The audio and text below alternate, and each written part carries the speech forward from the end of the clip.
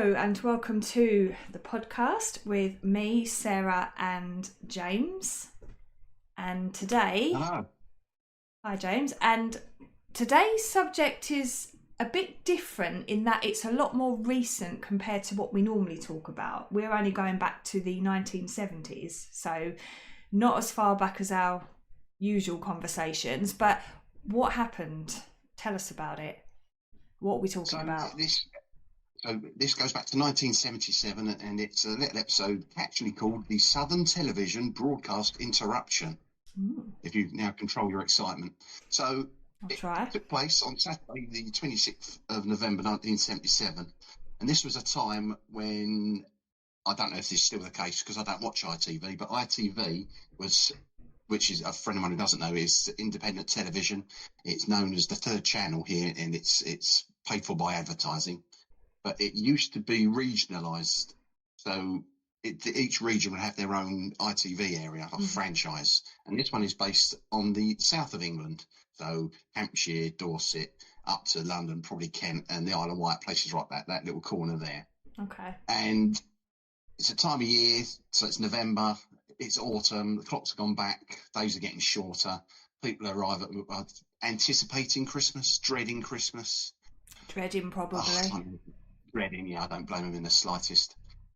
So it's just after 5 o'clock, really. So 5 o'clock, people are sitting down and watch the news. You get a little bit of local news. And as they're watching it, the picture gets a little bit distorted. There's a bit of interference. So as the newsreader's voice is beginning to shake, it's a bit wavery. And then it becomes distorted and there's a warbling tone. And all of a sudden, sort of like many listeners, or then many viewers, would have done what I can remember doing in the 80s and early 90s. Giving the aerial wiggle and on the top. Banging the top of the telly. Talking of interference, you just cut out a little bit then. Ooh, well, you spooky. Did I? Yeah, oh great, that's exactly what I want. So people are then realising, well, that's not the problem. It's not a interference. There's something going on here. It's sort of like, so they're watching it. And all of a sudden, you start hearing a voice, like an almost electronic voice. It sounds a bit robotic, but it was clear that it was a deliberate intrusion over the programming. Oh. So once again, people are just confused. What's this on about? They sort of, I suppose straight away they're wondering, this is a hoax. Yeah, because this is the 70s, so this is before like AI is really a thing. Obviously, we're getting quite used to the robot voices now, aren't we, on things? But yeah, sorry, carry on. Yeah, I don't mind, to be honest. Then I don't have to listen to it when I'm editing. Yeah. So yeah, normally you're sitting down. This is your main source of news, television. It surpassed radio a decade and a bit before. And now it's been hijacked, and you've got this weird message coming through. This is the voice of Vrillon, a representative of the Ashtar Galactic Command, speaking to you. For many years you have seen us as lights in the skies. We speak to you now in peace and wisdom, as we have done to your brothers and sisters all over this, your planet Earth. We come to warn you of the destiny of your race and your world, so that you may communicate to your fellow beings the course you must take to avoid the disaster which threatens your world and the beings on our worlds around you. This is in order that you may share in the Great Awakening as the planet passes into the new age of Aquarius. The new age can be a time of great peace and evolution for your race, but only if your rulers are made aware of the evil forces that can overshadow their judgments. Be still now and listen, for your chance may not come again. All your weapons of evil must be removed. The time for conflict is now past, and the race of which you are part may proceed to the higher stages of its evolution, if you show yourselves worthy to do this. You have but a short time to learn to live together in peace and goodwill. Small groups all over the planet are learning this, and exist to pass on the light of the dawning new age to you all. You are free to accept or reject their teachings, but only those who learn to live in peace will pass to the higher realms of spiritual evolution. Hear now the voice of Rillen, a representative of the Ashtar Galactic Command, speaking to you. Be aware also that there are many false prophets and guides at present operating on your world. They will suck your energy from you, the energy you call money, and will put it to evil ends and give you worthless dross in return. Your inner divine self will protect you from this.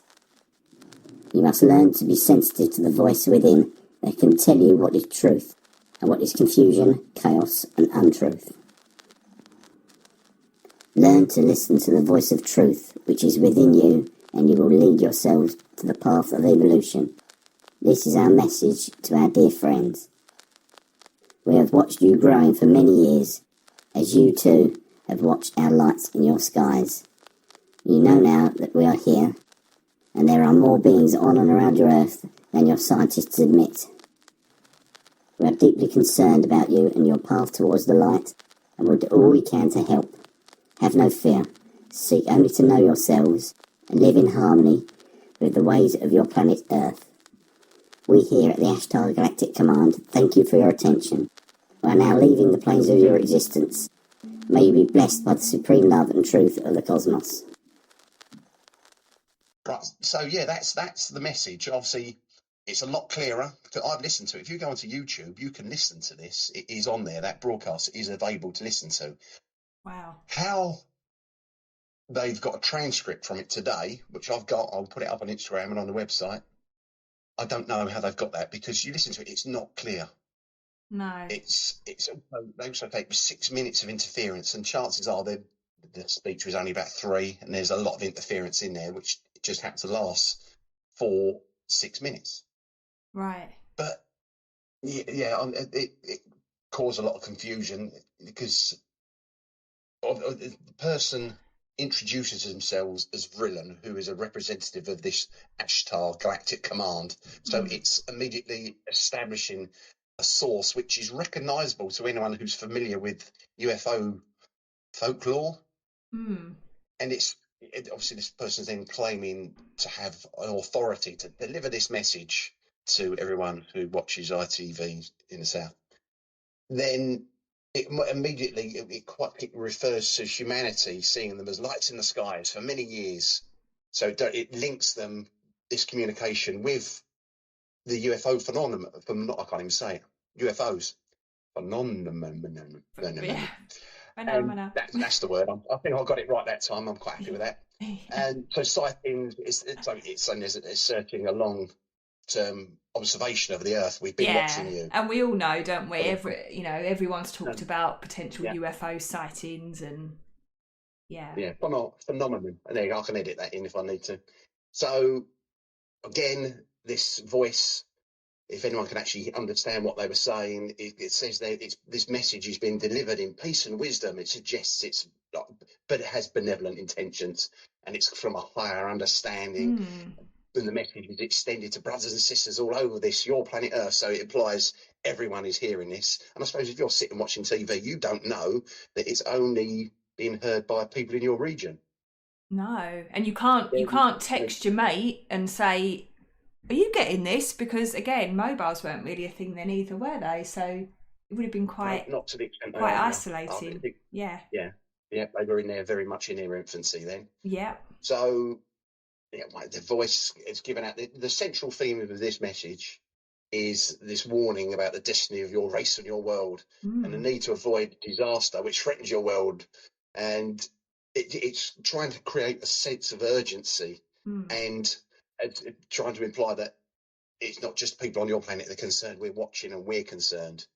So the message connects this warning to a period of planetary transition, because it mentions this new age of Aquarius, which is presented as an opportunity for great peace and evolution.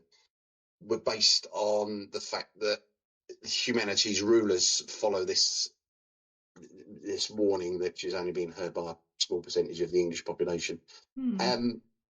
These aliens clearly didn't think this through, but this clear directive is given in it, saying that all your weapons of evil must be removed, and the time for conflict has now passed, and humanity's progression to this higher stage of evolution is linked to their ability to live in peace and goodwill, which obviously 2025 we can look back and we know that's what's happening now. We all live in peace and goodwill. There's no war. Everyone's friendly. Yeah, we're all just best mates. Yeah, of course, yeah. That's why everyone listens to these podcasts. Nothing better to do. That's why there's a police helicopter circling outside my house right that's now. Right, yeah. Just to emphasise that we all live in peace and goodwill. Yeah, just your house though, no one else's. Just mine. So, yeah, trying to stop this travesty of a podcast. Yeah. So the message emphasises this need to learn to live together in great peace and goodwill. So it's highlighting the existence of small groups all over the planet who are already doing so, and they're trying to act as beacons to this dawning of a new age. And that it also says that humanity is free to accept or reject these teachings, but spiritual evolution is tied to peaceful coexistence. So, yeah, you can ignore it, but then you'll probably die. On your own head be it kind of thing. On your own head be it, as long as you only live in the south of England, you have to watch an ITV at the time. Wow. Obviously, where we are, we wouldn't have known this, because Essex, this area, wasn't covered by Southern. I don't watch ITV, so I would never have known about it. So I would carry on. Plus, we weren't born then, so we're not that old. And that doesn't help either. No. But yeah, so basically, it's go on. No, I was going to say, yeah. What was the immediate effect of this? That must have been a bit of a shock to the system to hear that all of a sudden. You wouldn't be expecting that. No, so what happened was there was a lot of people panicked, basically. They were reading in ITV, they rang the Southern Area one, they rang the IBA, who are the Independent Broadcasting Authority. They also rang the police because they thought... I was going to say, did the police get involved in this at any point? Because I imagine, people would call 999. How involved they would have got with an alien invasion... Well, the thing is, they didn't threaten invasion. They told everyone to live in peace. So maybe they bring in the police just to see if peace had broken out. Yeah, just to check.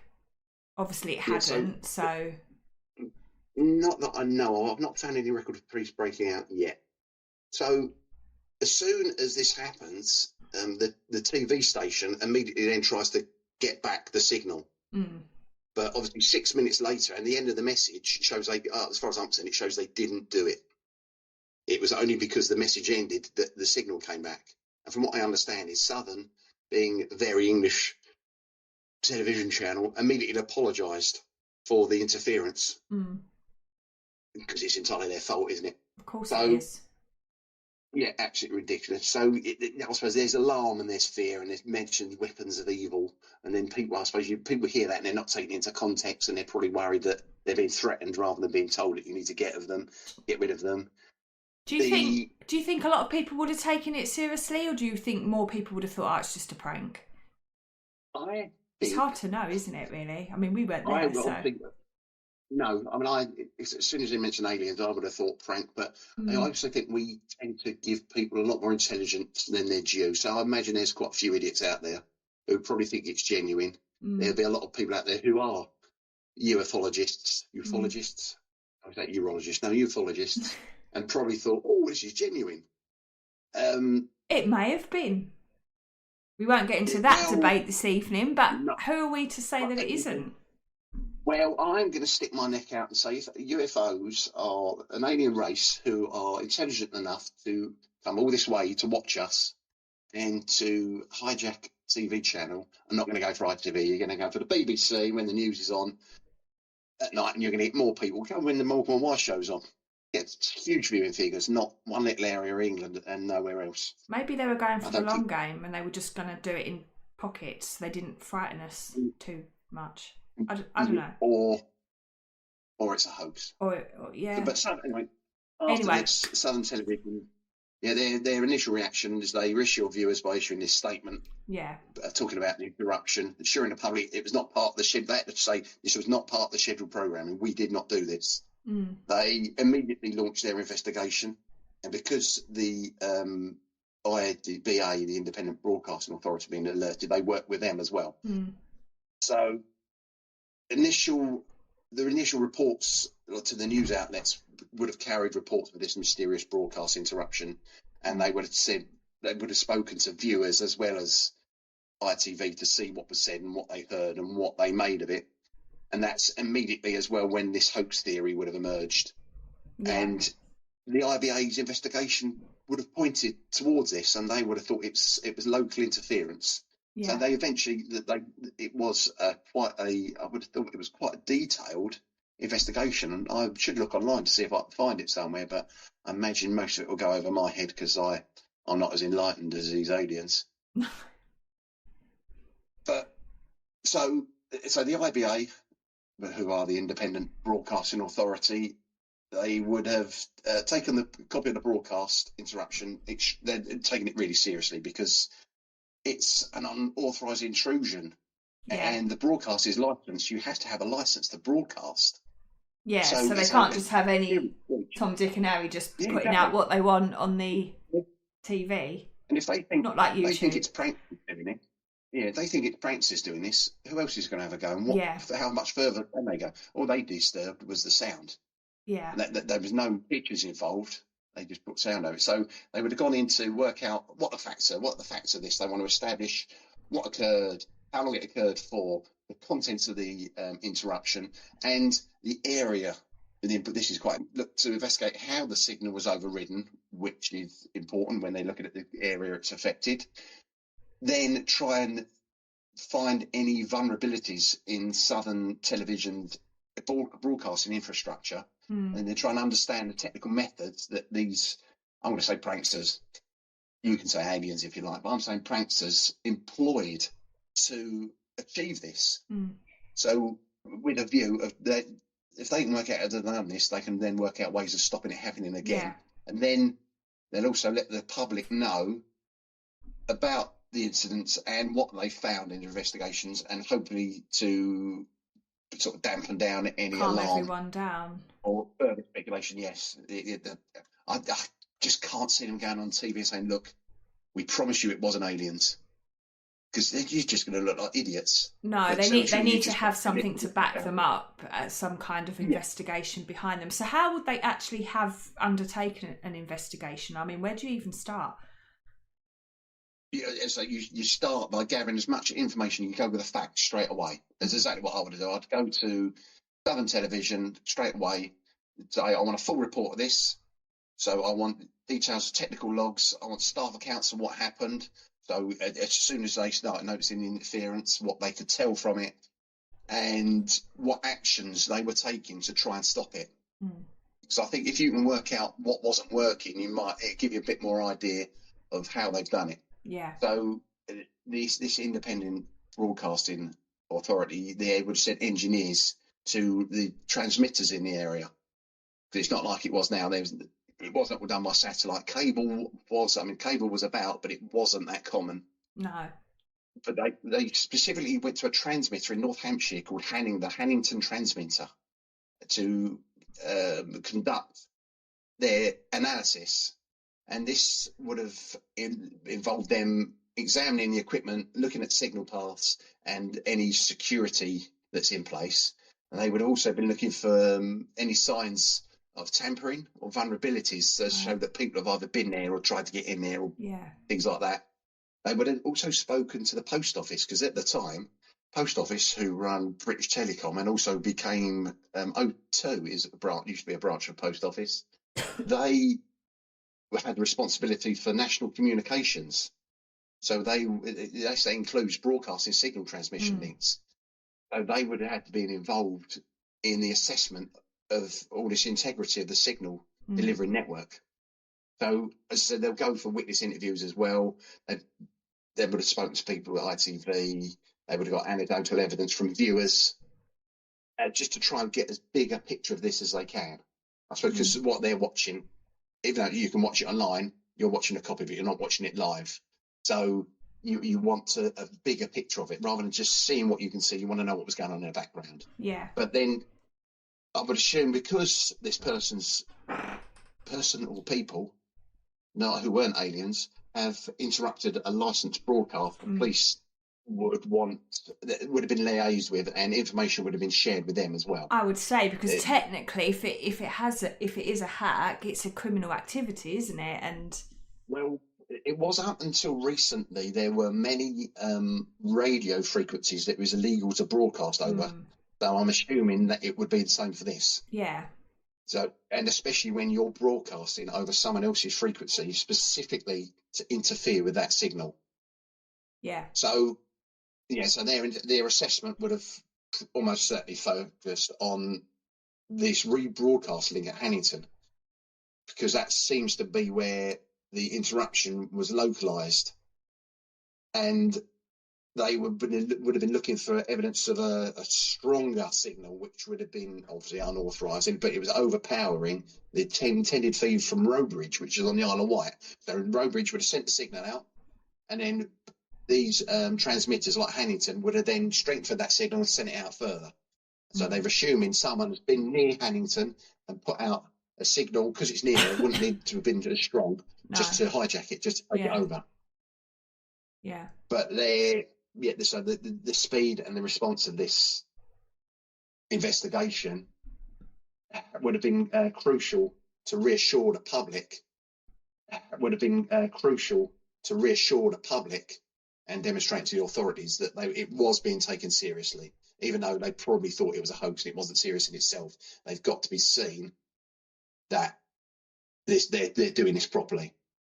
So I'm trying to think. If you think of it as a chain of radio stations, the main station broadcasts, and then this relay station tunes in and it transmits its own stronger version of the same signal. So that sort of explains how it works. They call it an off-air link. That's like the technical breakdown of how.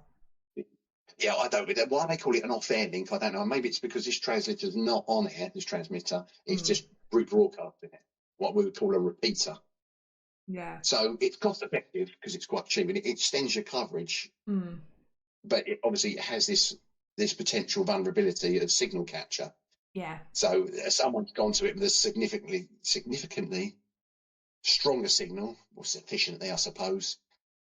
And it was broadcast on the exact same frequency. So someone's got the knowledge to do that. And the closer they are to this receiving antennae, the relay transmitter, the intended signal from the parent transmitter can be interrupted. And I find it so confusing. It's technical. Basically, someone's gone and broadcast over it. Yes, it is. So, this is why we have independent broadcasting authority to investigate this. So I don't have to do it. Yeah. So what is the breakdown of the likely scenario of what happened? I mean, what do they think happened?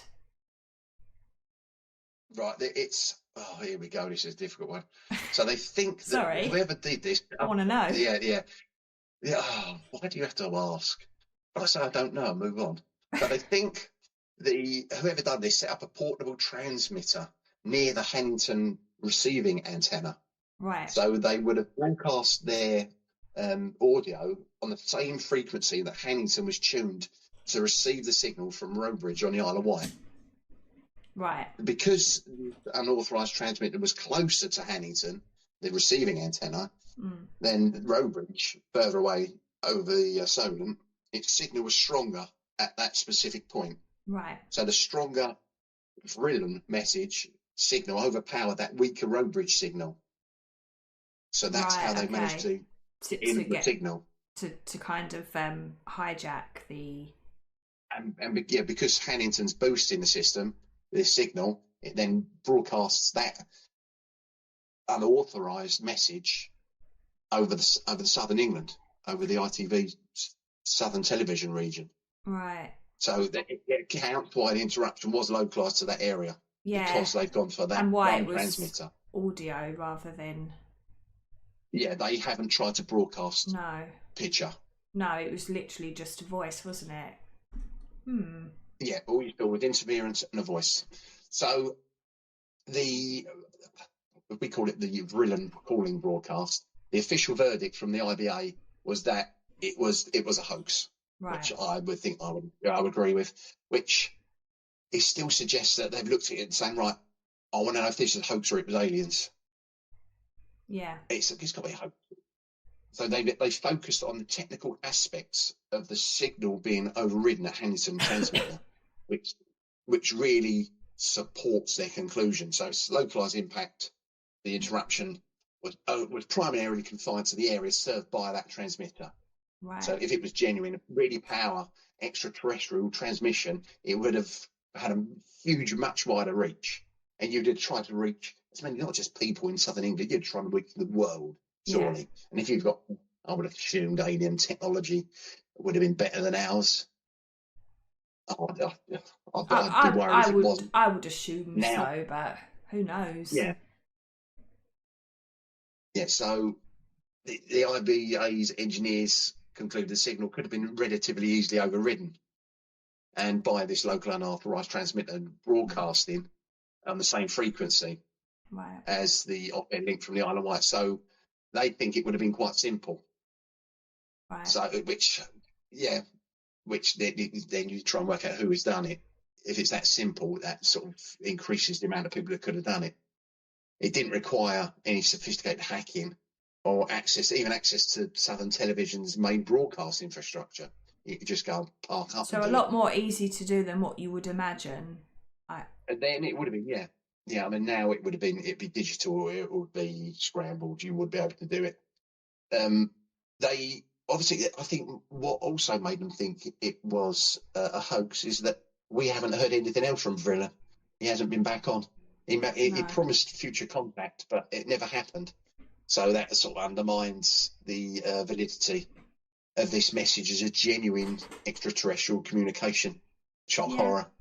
Unless they were testing us, they wanted to see our reaction, and because we went, it's a hoax. They went, okay, fine, Sodja, we're not gonna talk to you. Yeah, I can't sound convinced. No. There's no credible evidence of this widespread alien communication. It was just southern England that the Ashtar Galactic Command materialised in. It was just isolated. It was just that region, and the message obviously echoed these themes within UFO culture. But these are themes that could have been picked up from books and probably other television programs, because they have come up in the past. So the IBA's technical explanation, I would say that's the answer. But it's convincing to most. But because they haven't identified who's done it, once again, that's enough room for people to say, well, it might have been aliens. We can't say it wasn't. Well, we can, because we're sensible people. We've had a bit of education. I think the authorities, they had their priority was to reassure public that there was no credible alien threat.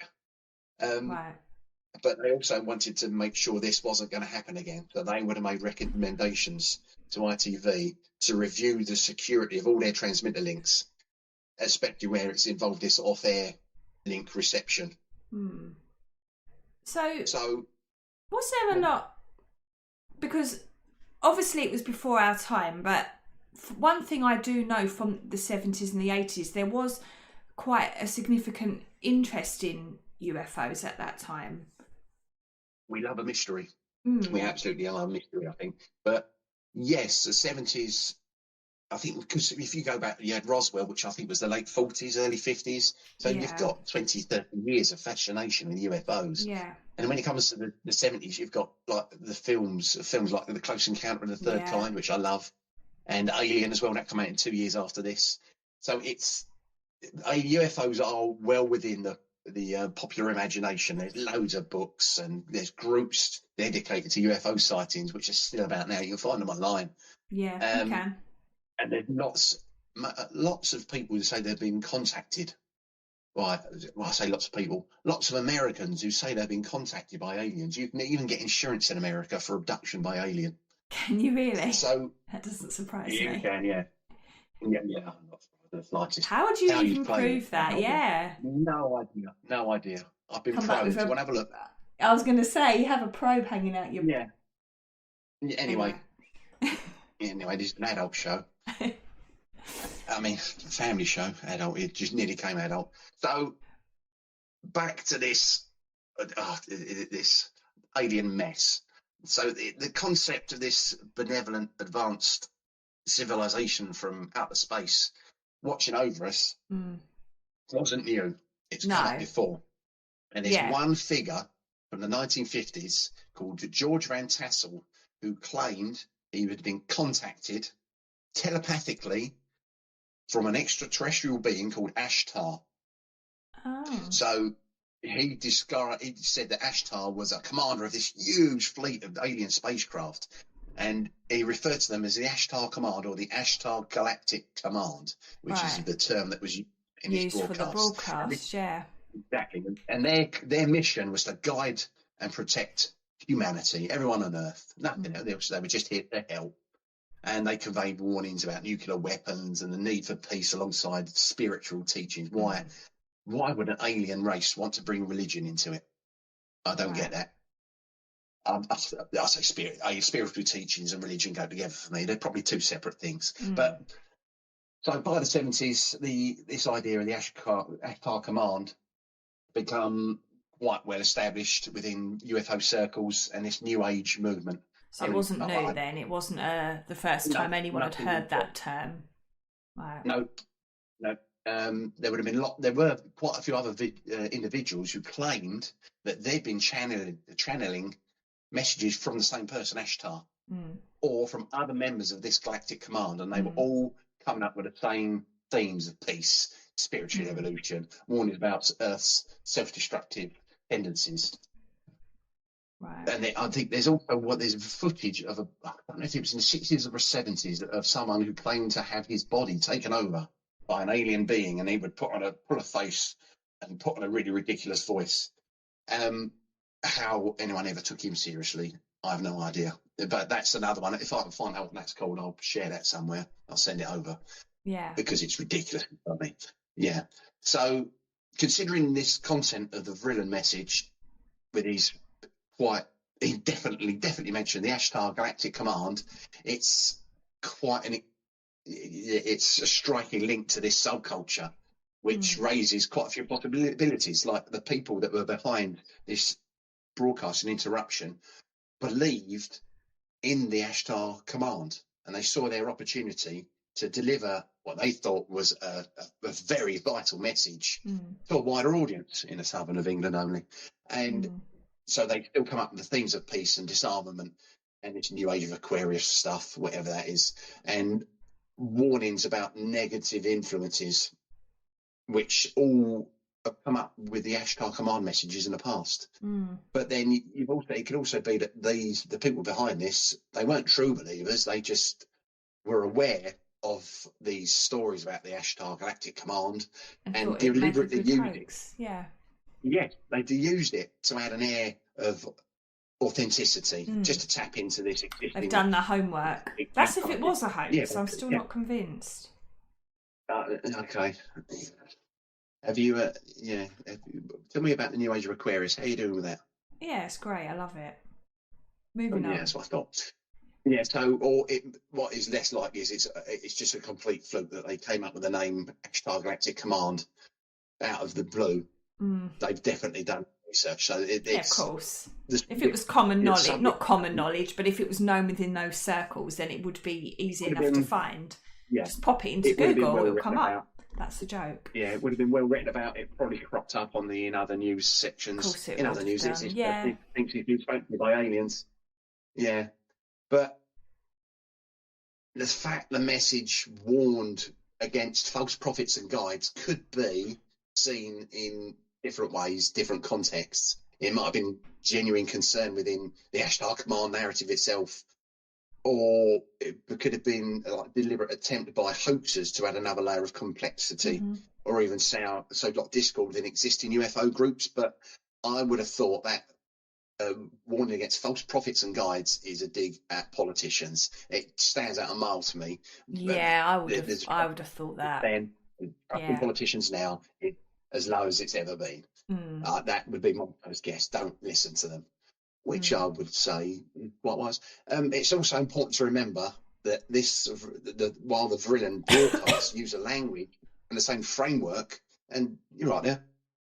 Yeah, I wanted to say I'm sorry I keep coughing throughout this. I'm recovering from COVID. So I do apologise for the coughs, but I am fine. It's just the cough lingers. But anyway, carry on. I'll try and keep my coughs to a minimum. Yeah, if you can hold your breath for the rest of this, that'll do it. Okay.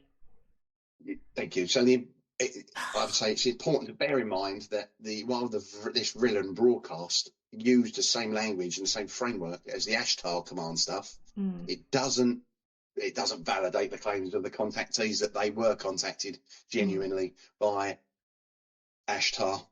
It just suggests that the people behind it had knowledge of these ridiculous claims.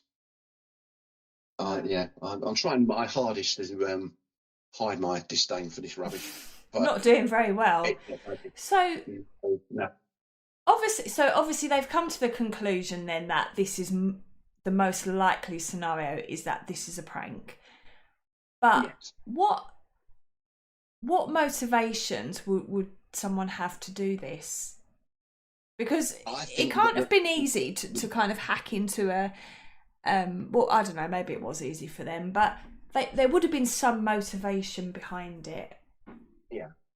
My first thoughts is that they would suspect that about 50 years in the future, two people with nothing better to do with their time would want to talk about it. Exactly.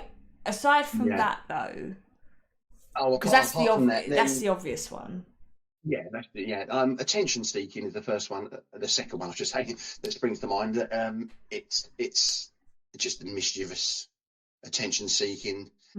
They might have been motivated by the desire for notoriety, but then the fact that they've gone on with this anonymous name of Rillen suggests that there's no want for personal fame. No.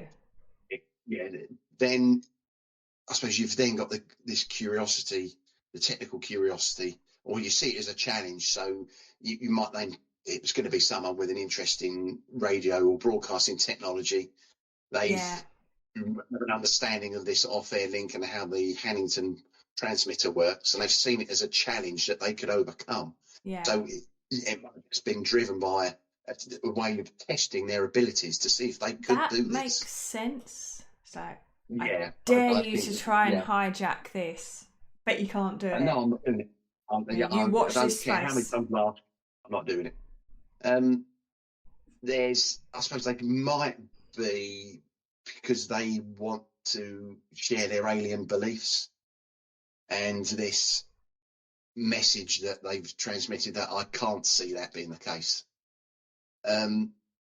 Obviously, I think you had the influence of the 1970s. It was a period of counter culture, a lot of social experimentation, and quite a big degree of anti-establishment sentiment. So it's a big prank, which could be seen as just a form of rebellion against mainstream media. Yeah. Yeah, they could have just invented Twitter, and that would have done it. So also, that'd be richer as well. Wouldn't they just? How much money are we making from this? Nothing. Anyway, yet. So I think it would have also been they were probably local. I don't think. Well, unless you're really committed, you're not going to go too far out your way to get to this transmitter in North Hampshire.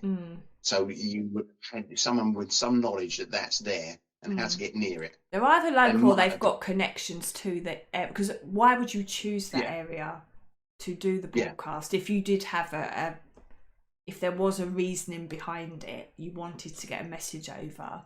Why that area if you didn't have some kind of connection there? Exactly. Yeah, the only I think of is that you know how the system works, and that's one of your best bets. But it was definitely it was seen that the investigation thought that it was a simple method that used this overpowering of this link with a stronger local signal, and that does support the idea that this would have been done by someone with a technical know-how, but not really being a sophisticated hacker. And I bet they didn't cough when they were being spoken to. I'm sorry, all right? It's not good enough. Blame COVID, not me. I don't cough from yours. That's because you didn't have COVID, excuse me. No, I had the decency to have COVID in 2021. Well, I saved it. I saved it for last week. for this. Yeah, thanks. So, this is so amateurish. I'm glad we use that. I'll put the term amateur in our tagline now. So, anyway, Coughs we'll and get on all. with it. Gods and all. So, the choice of this Ashtar Galactic Command narrative, almost certainly this deliberate attempt to make the message more memorable and intriguing rather than, I don't think they would have gone out of their way to try and worry people. It was just a daft idea they come up with, and they've just gone in on a subject that's got existing fringe beliefs. Right. I've no doubt I think if you're going onto TV, the viewing figures were better then than they are now because you only had the 3 channels. They would have been well aware that they would have got half decent viewing figures for that area, and it would at that time of night when everyone's settling down to watch the news, which probably would have been quite a routine thing for most people. It probably still is now, but yeah. What's interesting so obviously that kind of talking as though. Sorry, COVID. Did you just cough? I did, yeah. On Yay, purpose, you coughed. Yeah, so was there any consideration that this could have been an inside job and not just these faceless pranksters from outside? Could it have been someone working from the inside? Well, I think it's hard to know because obviously didn't grow up then, so you don't really know what people's technical knowledge would have been because obviously there's less engineers now than there was then.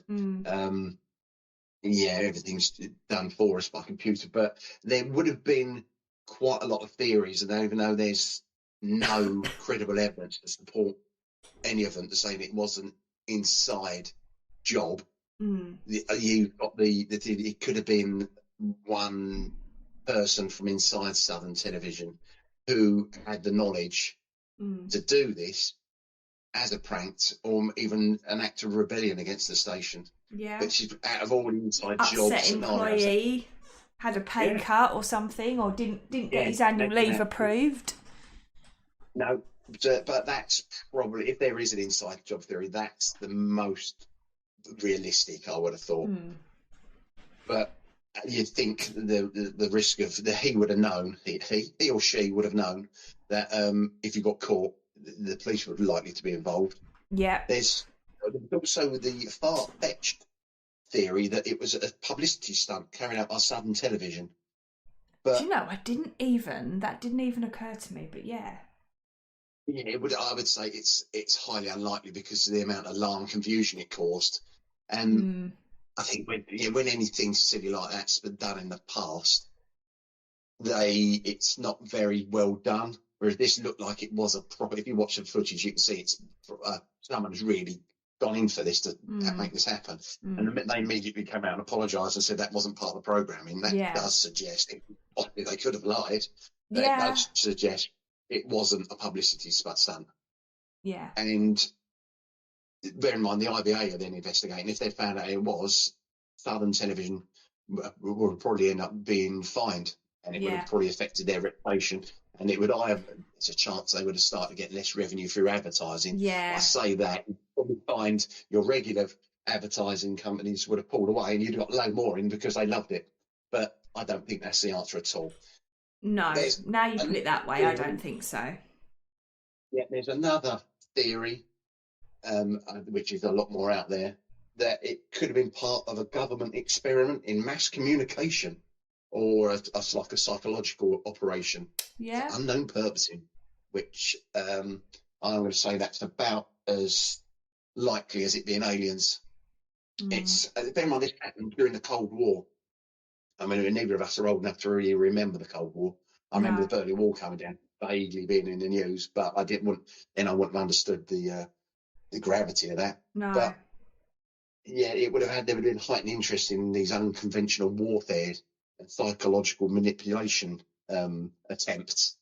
So I suppose if you're going to try it on Southern England, but no, it's not. I wouldn't say that's credible. There's no evidence to back that up. It's crap. Yep. Then, like involvement of potential fringe groups with the involvement of UFO enthusiasts. And some theories might suggest there's a more organised or radical group with this specific agenda beyond just spreading a simple message. But once again, no, this is my money, not money. I'm not really putting money. Would say this is 1, 2, 3. This small group of people have done it for a giggle. Mm. So as I said, there's nothing to back up any. I was going to say no concrete evidence to suggest it was right. No, it's just something to consider. But yeah. Obviously, I imagine they would have looked into that and. I don't think it is. I think they were right with those findings. Mm. But today, it's not that well known an event. No, I wasn't aware of it, to be quite honest. My husband had heard of it when I mentioned it. He said, "Oh, I do remember hearing about something like that." I mean, he wasn't around then either, but he did recall hearing that it had happened. That does pose the question: why are you doing this and not him? Actually, he probably would have been a better person to talk to about it because. Yeah, never mind. But then you would have got into a massive debate about aliens, and it would have been a very, very long podcast. I'm talking podcasting into tomorrow, so maybe it's best that I'm here. Me and cough and all. I would also spend a lot of time editing all the swearing out. Probably. Again. From your end. From my yeah, I need to swear then. So I've seen stuff on the TV about it. It tends to be a footnote, which will be explained shortly.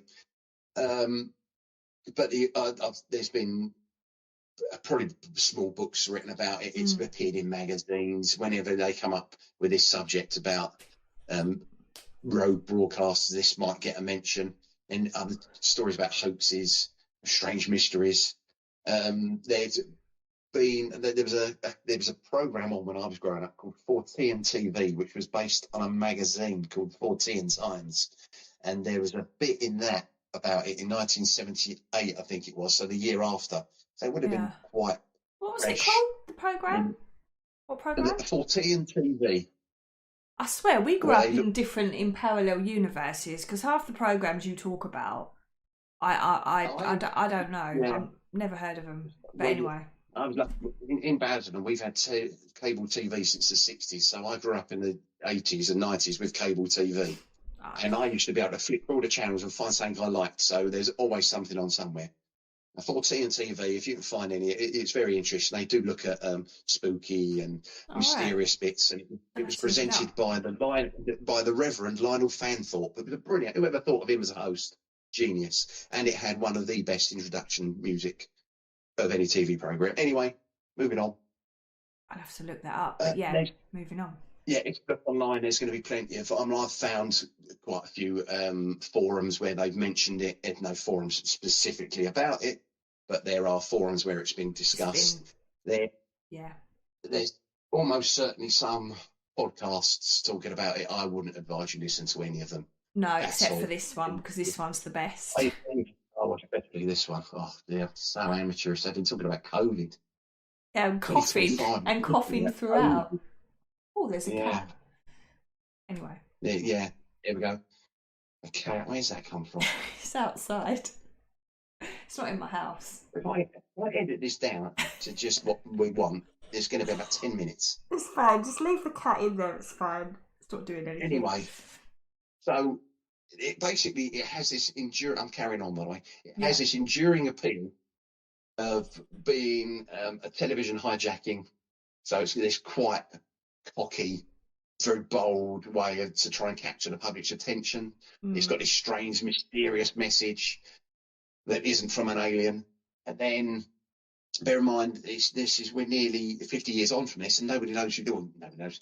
Most people don't know who did this. No. The people behind it probably got a fair idea. But then it's also got this they've blended the mundane with the quite extraordinary, the way they've interrupted a regular news bulletin with this really mad message that you would not expect. Yeah, that's pretty good. No, not in the news. No, you expect it on a fact-based television program, really. Mm.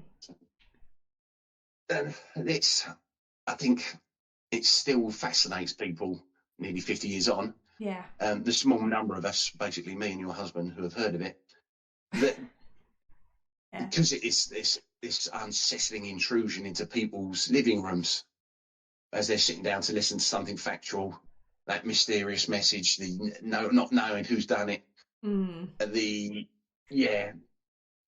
I said at the beginning, we love a mystery. We love a mystery, and especially old mysteries, nostalgic mysteries, which is why we're talking about this now.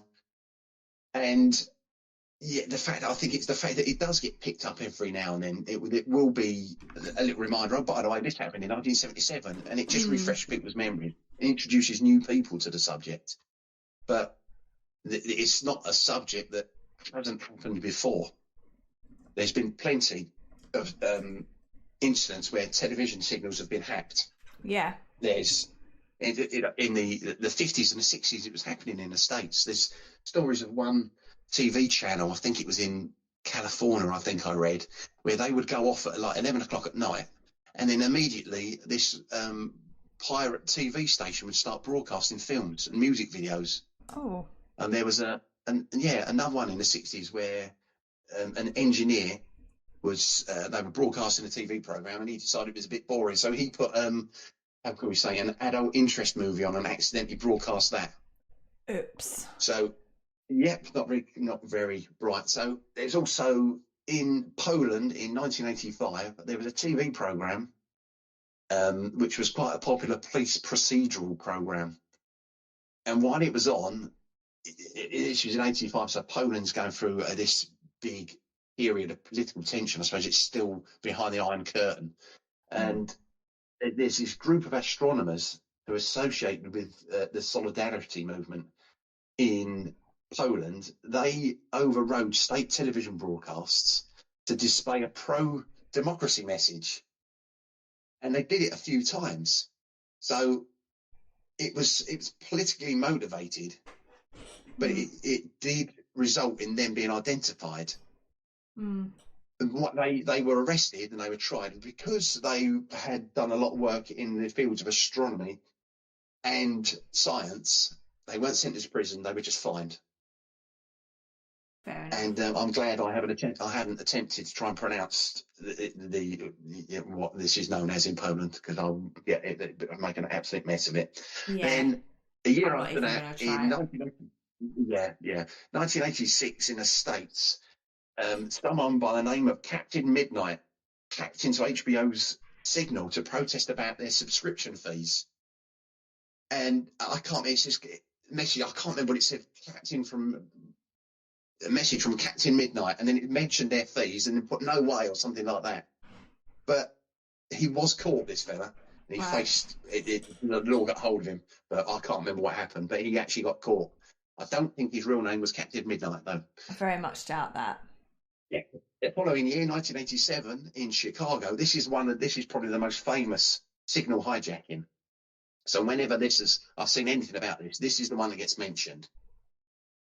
And then you tend to find that the Southern TV interruption, it gets mentioned as a footnote. So it was in Chicago, and there was two separate television signals were both interrupted by this bloke wearing a mask that made him look like a character that was called Max Headroom.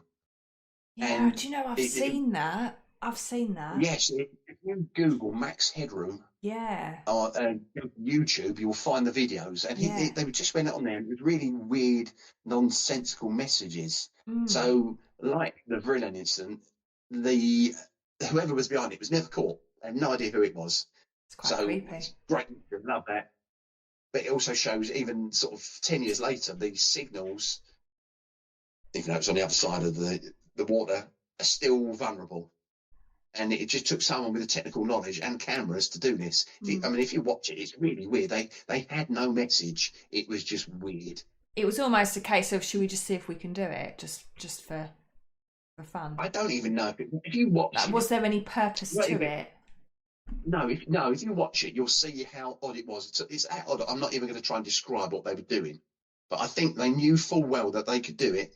They just did it for a laugh. Yeah. That's kind of the impression that I get, because there's no message, there's no reason in it. It's just like, oh, should we just hack the TV just because we can? We can hack the TV. That's the easy bit. What are we going to do? And then they did, a couple of times, really weird stuff. But more recently, in 2013, again in the States, there was several incidents. Phenomenon. I remember that word now. It's phenomenon. They occurred in the States where these hackers have got into the television broadcasting system, which transmits emergency alerts, and they transmitted a false one warning of a zombie apocalypse. Where the only problem is that, again, a lot of people probably thought that was genuine. I think they've probably gone for that. Bear in mind, 2013, for the last 10 years or 15 years or so, television, films, Netflix are full of zombie stuff. To put right, I'm bored of zombie stuff. And they think they've just tapped into that. It's something in public conscience. Let's broadcast this. Yeah. And there's nothing to, funny enough, there was no zombie apocalypse. Was there not? In the White House. No. Yeah, then you've also got, even more recently, 2-3 years ago, when Ukraine was invaded by Russia, you had the anonymous hacker group. They announced cyber warfare on Russia. I mean, I think if I'm Russia, I'm shaking my head, because you know full well you're not going to win against these boys. No. They're really good. So what they did in the February 2022, they've hacked into pro-Kremlin TV channels and broadcast a poem about this war. And they've also put in footage and Ukrainian music about, and given like an alternative narrative to what the state-controlled media are putting out. Right. Which, I mean, that is very, very state-controlled. The media, everyone is fed the same story out there. Then in May, when Russia's having its Victory Day parade, Russian TV listings were all changed. They were hacked, and they all displayed the same messages, protest about invasion. It said like things like the blood is on your hands and things like that. So whatever channel you looked at, it was all the same, and it was all about the war. And it was, once again, it was all going against this official state narrative. Then June 23, stop coughing. Sorry. Russian radio stations in areas near Ukraine were hacked, and there was a fake radio address put out, which was apparently from Putin declaring martial law, and that there would be a nationwide military mobilization. And once again, it was false. It's just, once again, it's just hacking media. So it's nothing new at all. Well, it's fun. That said, I don't know if you recall hearing about, obviously we weren't around then, but 1938 there was a radio broadcast, The War of the Worlds. Now, I don't know if that was meant to be a hoax or whether it was just a genuine broadcast, but people panicked because they thought it was actually real. So what it was, when that came out, that was an Orson Welles production, and it started. So that started on the hour, but there was another program, another station people would like to listen to, and it finished at 5 past or 3 past. Yeah. So people tuned in, missed the bit that said this is a play. Yeah, and then they panicked. So it wasn't technically a hoax, but it did scare the living daylights out of everyone. But it reminded me of that. It's a myth. Yeah. There was some panic, but nothing like what the stories have said since. There was a few people who might panic, but there was nothing. Yeah, it wasn't like mass panic. A few years later, I don't know what decade it was, they did in Quito in Ecuador. They did War of the Worlds, and people did believe it, and they stormed the radio station. They may have even killed people. Oh. There's been, bear in mind, also there was I'm trying to think, it was the BBC were hacked in the 40s by pro-Nazi broadcasts, and we also had Lord Haw who was broadcasting over here as well. But we knew, well, so we now know who Lord Haw was, and we knew what their aim was. It was to try and destabilised morale, Do you which didn't know? work at all. I didn't think it helped. So this wasn't but I just, while this is on my mind, I just have to ask. It wasn't a hack exactly, but do you recall? I mean, it may still happen. I don't watch a lot of telly nowadays, but you'd often have around April Fools. There'd be some kind of April Fools prank on the TV, on live telly, and there was one I recall from the 80s, and no one I know remembers it, but it used to give me nightmares as a child. And there was someone doing the weather, and he's giving the weather report, and then a couple of blokes run in with a sack, and they put this guy in a sack and run off with him, and it's meant to be like a joke, but it used to terrify me. But do you remember that? I don't know if I remember it or I've seen it since, but I am aware of it. There was another one on, I think it was on BBC Grandstand, where the presenter, whose name completely escapes me, Des Lynam, would present a camera. In the background, you'd see people working away, and two of them started a fight.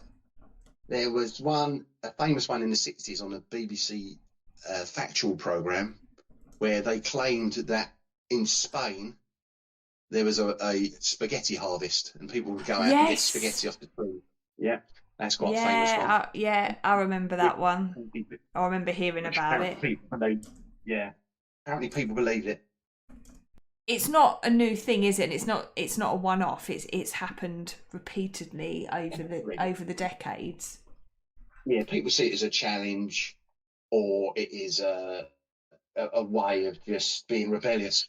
They want to get their point of view across, or whatever belief they've got an interest in. And this is a way of doing it, and probably quite an effective way, because you're attacking a form of media that a lot of people use. Yeah. Yeah, so that's the Southern Television broadcast interruption. Wow.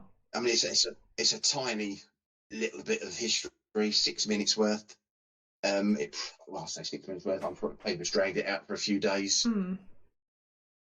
Yeah. But it's still being talked about, isn't it? And it's all right. I wouldn't say it changed the world, but it's probably had some impact in a small way.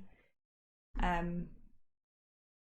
Well, we're talking about it now. That's about it. Exactly, and it's like nearly 50 years later. Yeah. Wow. Which is scary, considering this was only 4 years before I was born.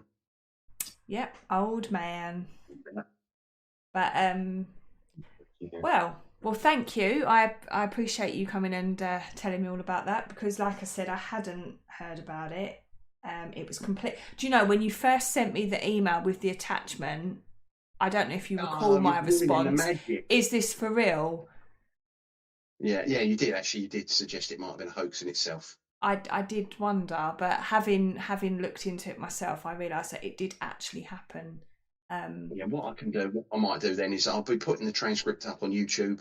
I'll put it on the website, and I'll dig out that video of it happening, and I'll put that on the website as well. Yeah, that'll be interesting. I'll have a look. But anyway, thank you everyone for listening. We hope you enjoyed the podcast, and just remember, we're not experts, just two amateurs muddling through history.